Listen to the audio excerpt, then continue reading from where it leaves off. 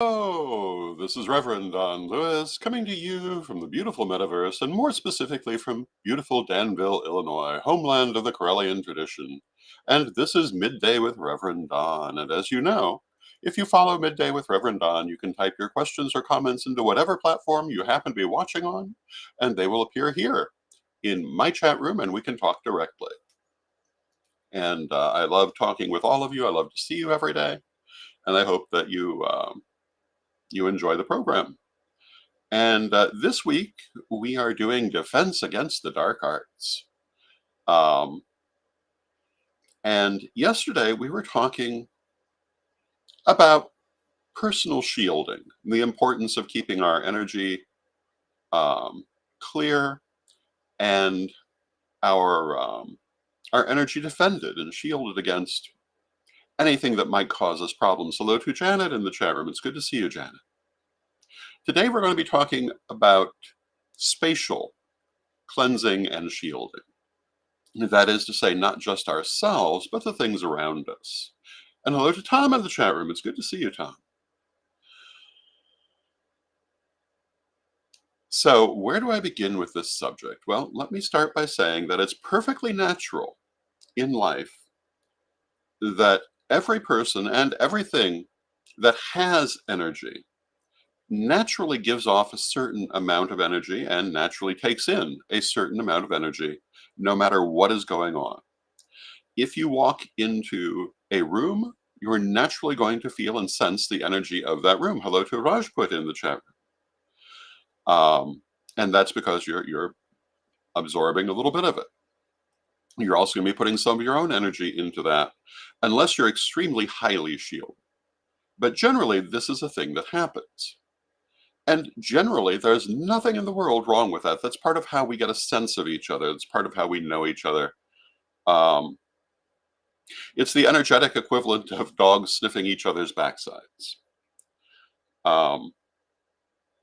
And I think that it's a very healthy thing for us to be sharing energy in that way. Now, when we have an energy imbalance, that's where we get things like psychic vampires, at least unintentional psychic vampires who take in a little bit more than they're putting out, sometimes a lot more, and they can become a problem that way.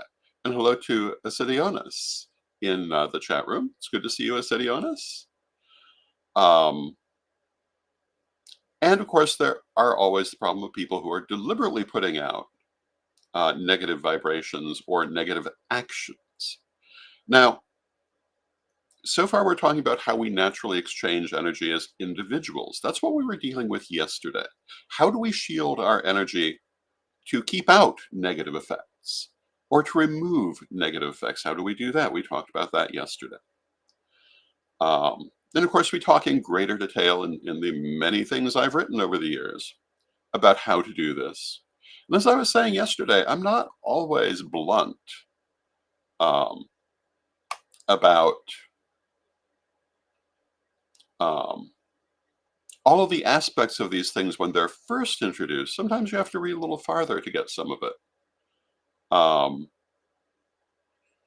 And Rajput asks, does Romania really have real vampires? I doubt it, but I've not been there, so I can't be certain. But generally speaking, when we talk about vampires, we're usually talking about energetic vampires. And then there's a vampire movement of otherwise perfectly normal people who find it necessary to take in excess energy in this way. And they are divided between, pardon me for a moment, I beg your pardon.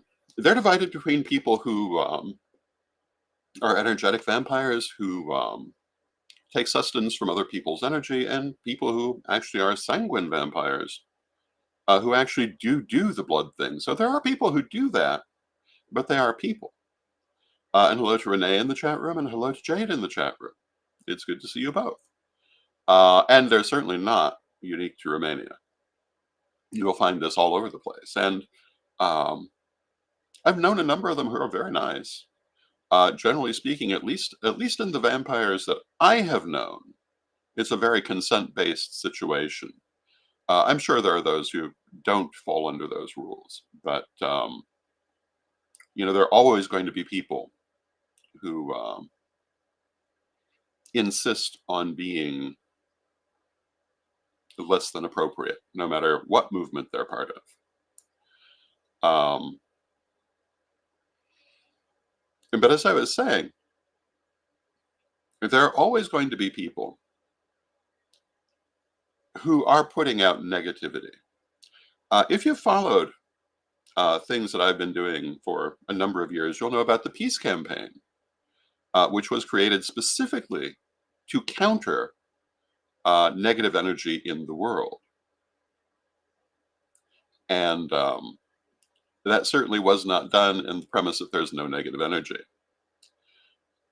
And although negative energy seems to have spread, and I'm using the term negative energy rather broadly, but it seems to have spread around the world quite strongly at present. Without the peace campaign, it might have been worse. So I feel that it was a very important thing for us to do and continue doing um, through groups like the Peace Weavers. Not only on an individual level, however, but on a geographic level, there can be a negative energy charge that can obtain to a place, and also a positive energy charge. And when I say geographic, I'm talking about if you go to a particular building, you enter a particular room, you go to a particular area, um, sometimes even a particular part of a particular room, you can feel a change in the energy. Sometimes you will detect either a very positive charge or a very negative one. And sometimes that's been done intentionally. Sometimes it was not intentional. Sometimes it was created by something negative that happened there. The most famous example of this that I think people might recognize would be the Amityville Horror. Now, if we want to look at the Amityville Horror in realistic terms, it was highly exaggerated, and the original book is probably better thought of as a novel, which was composed over a great deal of wine, apparently. And the story of the Amityville Horror involves, I think, people like the Warrens, Ed and Lorraine Warren, whose um, work basically existed just to scare people. And I take seriously virtually nothing that they did, nor do I recommend you take them seriously. But it is very good for illustrating the idea. The idea of the Amityville Horror, which is completely plausible, is that because certain negative things happened in the house, it left a negative charge. In this case, there had been a murder there. And people who came later claimed to feel an energetic effect from that. That can happen. Sometimes just an ordinary death, depending on the circumstances, can leave a negative charge if it was an unhappy death. I remember Lady Crystal had lived in a house here in Danville at one time where a person had a long illness. And I don't remember now if they died in the house, but there was definitely an energetic charge that needed to be cleared. Um,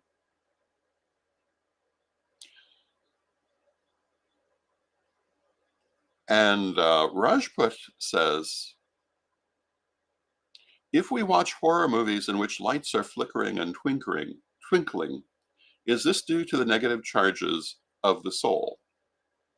Well, it's definitely an energetic effect. I've seen it. I've seen people do it intentionally or unintentionally. And so, yeah, I guess we could put it that way. Yes, it usually, if it's unintentional, it's either due to a negative charge or simply uncontrolled energy. There are a few people who can do it intentionally, but usually that's not the case. We've talked in other programs, there are some people who can energetically interact with electronic equipment in a way that is unconscious and occasionally in a way that is conscious. But I have not met anyone who had truly perfected that art. I have seen people who can turn a television on and off without being anywhere near it, energetically speaking, or the same with lights, but seemingly only on the right occasion. Um, but yes, energy can it can interact with electronics, um, because of people around or because of spirits. I think when it happens with spirits, it's more intentional on their part, and usually is an omen of something. When we look at something like a house with a negative charge, and hello to Joanne in the chat room, it's good to see you. And Joanne says, yes, clear negative energy, put it to rest, or as yesterday, shielding oneself. Exactly that, and that's where we're going. Um, when you're good with energy, you can usually deal with any of these subjects at an energetic level, because in the end, everything is energy. So let us say that you have moved into a house that has a negative charge. What do? Well, you clear the charge. How do you do that? You do it the same way we do um, before every ritual that we do. And Joanne asks for more on omens in the future. So we will talk about that more in the future. If you're familiar with Wiccan ritual, particularly our Corellian rituals, we tend to start by cleansing the magical space. And what are we cleansing it of? Negative energy. What do we mean by negative energy? Generally, we're just talking about static and unfocused energy. But if there is an intentionally negative charge, well, that's certainly part of it. In ritual, we tend to do this with a blessing of salt and water, together with um, energy, usually visualized as light. And then we follow it by raising the vibration of the space. Um, Now, Krista, hello, Krista. It's good to see you. Krista says, cleanse energetically after you clean your house. I take salt baths to clear my energy from my massage clients. Deep cleansing when the peace in the house is disturbed. Absolutely. All of these different techniques of energy cleansing are exactly what you should do when you encounter negative energy. And but let us say that you have moved into a house or just come into a situation where you feel a negative charge. What do you do? And what you want to do is you want to cleanse that energy. I use visualization because I'm very big on visualization. There are other techniques. Um, I've seen people who used an alcohol fire to burn off negativity. That certainly is one way of doing it. I use visualization, and I generally will flood the energy with light and force out the negativity and imagine it leaving, see it leaving, and then bind the area not to let it back in or any negativity back in. Shield it the way we talked about shielding yesterday for an individual. You want to shield this physical area in the same way. Um, and there are lots of other things you can do to make it more dramatic. You can use candles and incense and all that good stuff. And for some people, that will make it more effective. It all depends on where your individual talents lie, where your strength lies. But this is what you want to do. You want to cleanse that negative charge. Just as you would cleanse it from yourself, you cleanse it from the space. I usually will see negativity as little bits of debris, little bits of darkness exiting the area. Now, Krista says, I spread my arms and hands and coat the walls with silver energy, pushing the darkness out. Yes, that's perfectly good. Um, Same basic thing I'm describing. I tend to use a yellow or a yellow-white light myself. Um, but there are a number of ways to do it. But what you want to do is make sure that you are thorough and that you've excluded all the negative energy and that you have excluded it from all the places it might be. And you may wish to add an incantation or a prayer to affirm what you are doing, depending on how you feel about it, and also just how serious the negative charge is. When we do a house blessing, we go through every room and do this. Um, I often, if I feel it's necessary, I will use the yellow light to cleanse the area, and then I may fill it with silver or even golden stars to raise the vibration of that light to make it a stronger cleansing. Um, that's what I would do. Your mileage may differ, but this is basically the kind of action you will take. Now, when you've done that, you then want to fill the energy um, back with positive energy. You want to fill the space with positive energy. You want to raise its vibration. You want to fill it um, with with positive. Uh, Now, Tom says that before some rituals, they will sweep the floor of negative energy. And that's a perfectly good way to do it as well. Um, a very traditional way of cleansing negative energy. And traditionally, a lot of people, when they were sweeping the floor, um, would also focus on getting rid of negative energy. And you can use a little visualization to do that. You can simply focus on it happening. Um, but yes, sweeping is another way. And for some people, the symbolism of using a broom is very important. Um, Incense is commonly used for this purpose. Um, there are many ways of doing it. Some people use sound. Some people might like to use bells or drumming or um, other kinds of sound to help with cleansing the negative charge, and then also with imparting the positive charge. But the thing that I want to emphasize is after you get rid of that negative charge, don't just leave it empty. Make sure that you fill it with positive energy. So, um,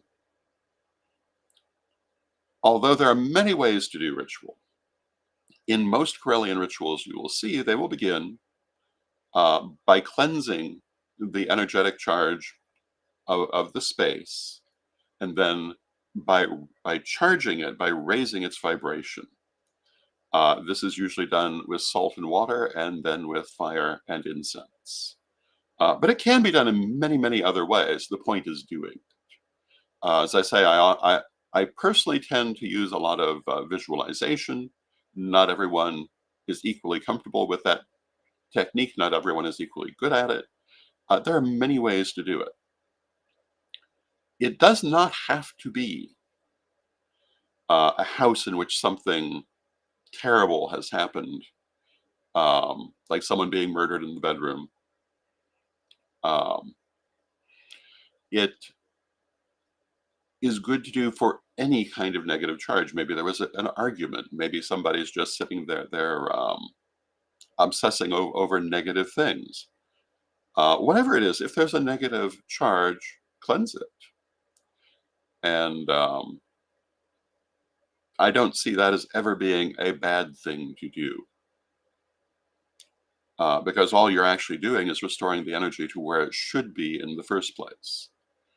Um, and if you find yourself going to work and always feeling bad, maybe you need to cleanse the energy of the space. One of the things I remember, and this is a useful story to tell. I remember when I was working at the Light of the Moon bookstore in Evanston, Illinois, years ago. Wonderful store. And one of the things that they would do, if they found things were starting to get a little static, that they weren't getting regular customers, that things were slowing down, they would go through and clean the store. They would move things around on the shelves. They would dust everything. And presently, the people would start coming by changing the energetic patterns. They opened them back up. So we're not only talking, again, when we say negative, Yeah, maybe someone's out there putting pins in a doll of you somewhere. Um, I um, I can certainly think of some places where people may be putting pins in dolls of me, um, but that isn't necessarily what we're talking about by negative energy. Um, just static energy, energy that has not been moving, energy that perhaps has gotten dirty through all kinds of different emotions, none of them inherently necessarily bad themselves. These also come under negative energy. Negative energy is any energy that is not properly cleansed. Um, so it's good to keep that energetic pattern um, open and vibrant. It's good to move things around from time to time. It's good to cleanse the energy and to charge the energy, even when there's nothing overtly negative going on. It just keeps the energy the way the energy should be. But when there is a strong negative charge, this is the first and most obvious thing that you do to deal with it. And now we mentioned using incense earlier. Some people love to use incense for cleansing. And Tom remarks on liking sage for this purpose. Sage is very popular for cleansing uh, in the last 30 years or so. But it's certainly not the only thing that can be used for that. Lavender can be very good for that. There are lots of things that are good for it. Um, and in fact, I would think you could use almost anything if it's what you had. But that's another thing that you can do. If you're focusing on breaking up that negative energy, sending it out and replacing it with positive energy, incense can be helpful for that because, the smoke goes in all the little corners in theory. Um, so these are some of the things that you might consider doing to break up negative energy in a place. Now, what if you're dealing with a much stronger negative charge than that? Then you want, I would say, to turn to shadow work and some of the same techniques we use in shadow work for ourselves. I always recommend soul retrieval as being one of the stronger ones that I have used, and that can also be done for a place as well as for an individual. Can even be used for a time under the right circumstances. But you would um, want to do the soul retrieval for the space that you need to cleanse in order to heal the energies that are causing the negative charge in the same way you do it for yourself. And it can be very effective. So, these are some of the things I would recommend. If you feel, not to be oogie boogie about it, but if you feel someone is deliberately sending or creating a negative charge in a place, what do? You want to shield it. And you can shield it just the way we were talking about by creating a barrier around it, just as we were talking about yesterday. You can also physically enact this by processing around the required area, that the part that you're trying to shield, um, perhaps with incense, perhaps just with visualization, perhaps with candles, with whatever you want to use. But the point is that you physically go around the perimeter you're trying to protect. That's something that can be very helpful. You can also, through sympathetic magic, create a miniature map of the area to work with in a magical way and draw out the energetic barriers that you're trying to create or otherwise represent them. Um, let's say it's your house. You can make a little picture of a house, surround it perhaps with red yarn, any number of other things that you might do for a protective spell to shield that property. It doesn't necessarily require physically circling the property, physically even being on it. One of the nice things about magic is that it can be done remotely. So these are some of the things I would recommend to you if you feel you're dealing with a space that has a negative charge. Now, tomorrow we're going to continue talking about defense against the dark arts, and we're going to get a little more specific tomorrow. We have a number of things that we are likely to be looking at. At some point, we're going to talk about amulets and talismans. At some point, we're going to talk about the famous freezer spell and what to do if you feel that perhaps you are affected by one. We may talk a little bit about energetic resources such as the crystal web. We'll see how the conversation goes as we work our way through the week, but these are some of the things we're going to be dealing with. So I hope that you're enjoying this subject, and again, we will be continuing it. Now, we're nearly at the end of our half hour. I want to take a moment to recommend you to our Pagan World TV auction that's going on this week. And we have a number of things, a number of physical items available. We also have readings available. And I want to encourage you to check that out. And places that you can find that include